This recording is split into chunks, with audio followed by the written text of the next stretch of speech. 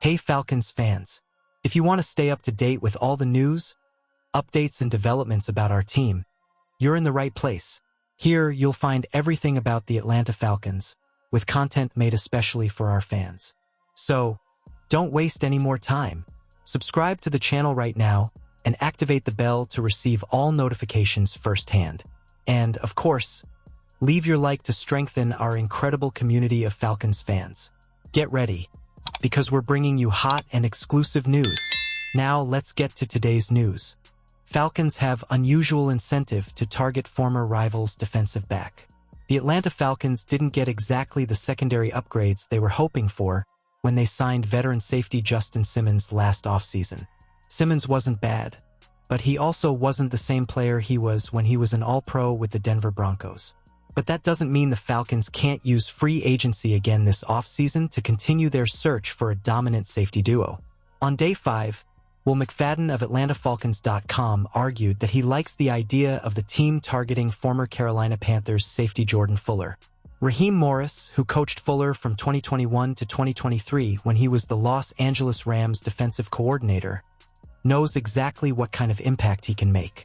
Fuller was the Rams' full-time starter during their 2021 Super Bowl season, and he had the best year of his career by starting all 17 of Morris games in 2023. McFadden wrote, "In 4 years with Los Angeles, Fuller started 48 games, including 2 in the postseason.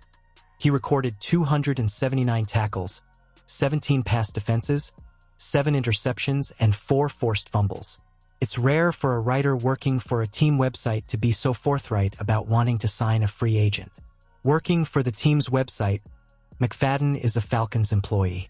His argument for why his own organization should sign Fuller could be used by the player's agent as leverage in contract negotiations. But that doesn't make it any less true that Fuller is a great fit for the Falcons. In fact, it makes it even more true. McFadden added that Fuller is comfortable in zone coverage and works best as a deep safety. That would pair well with Bates, who is capable of lining up anywhere. According to Pro Football Focus player grades, Fuller was the best performer in run defense and tackle last season. Based on PFF's grades, he's never been particularly good in coverage, and he posted his worst coverage grade for any season in 2024. But Fuller fared better in next-gen stats. McFadden wrote that, according to next-gen stats, Fuller forced a tight window pass on 26.2% of passes in his territory, which was the second highest rate among safeties in the entire NFL last year. Fuller recorded 54 combined tackles with 1 pass defense in 9 games for the Panthers during 2024. He had 333 combined tackles, including 2 tackles for loss, 17 pass defenses, and 7 interceptions in 4 seasons with the Rams to start his career. Los Angeles selected him 199th overall in the 6th round of the 2020 NFL Draft. Fuller's best statistical season came in 2021, when he had 113 combined tackles and 4 pass defenses. He recorded 3 interceptions as a rookie and 3 during his final year with the Rams in 2023. Fuller joined the Panthers on a 1-year deal last offseason. The Falcons could likely sign him to a similarly short-term deal this spring.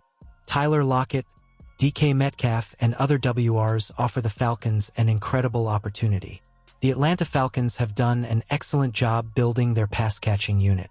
Even with a struggling Kyle Pitts, Atlanta's weapons have plenty to offer, but there's always room for improvement. As things look with less than a week until the start of NFL free agency, an opportunity for improvement is available to the Falcons. 2 chances for upgrades come from the Seattle Seahawks. Seattle announced on March 5th that it had released veteran receiver Tyler Lockett. Just an hour after that news, NFL Network's Ian Rappaport and Tom Pelissero reported that fellow Seahawks receiver DK Metcalf had requested a trade. In a completely separate but related story, NFL Network's Cameron Wolfe reported on March 5th that the Jacksonville Jaguars are planning to release wide receiver Christian Kirk. Acquiring Metcalf will be trickier because it would be via a trade. But Lockett and Kirk should be on Atlanta's radar right away. Both had disappointing 2024 campaigns from a production standpoint, but their releases are more based on the fact that their production no longer matches their salary cap hit. Both the Seahawks and Jaguars have opted to accept the dead cap hit with their releases and will spend the money saved elsewhere. With the Falcons, though, either Lockett or Kirk could be upgrades over Ray McLeod. Even before Lockett and Kirk were available, NFL.com's Kevin Patra encouraged the Falcons to pursue a receiver upgrade. Like almost every team, the Falcons would benefit from adding another weapon, particularly when it comes to supporting their younger QB, Patra wrote. But Atlanta has more significant defensive issues to deal with. With limited cap space and draft capital, it makes sense that the Falcons wouldn't sign another big-name receiver. However, it's pretty clear that the Falcons are ready to make defense a priority in the 2025 NFL Draft. Could they then spend the cap space they create with roster cuts on another receiver? That would make a lot of sense. While Atlanta's top priority for 2025 is returning to the postseason, a very close second priority is developing quarterback Michael Penix Jr. Adding Lockett, Kirk, or Metcalf would be a huge boost for Penix. Lockett hasn't earned Pro Bowl or All-Pro recognition since 2017, but he's been Mr. Reliable throughout his 10-year career. From 2018 to 2023, he posted 6 consecutive seasons with at least 890 receiving yards. He had 4 1,000-yard campaigns during that span and scored 10 touchdowns in 2018 and 2020. Kirk is less talented than Lockett, but he is only 28 years old, while Lockett is 32. Kirk has certainly been a valuable contributor as well. In 2022, Kirk had 84 receptions for 1,108 receiving yards and 8 touchdowns.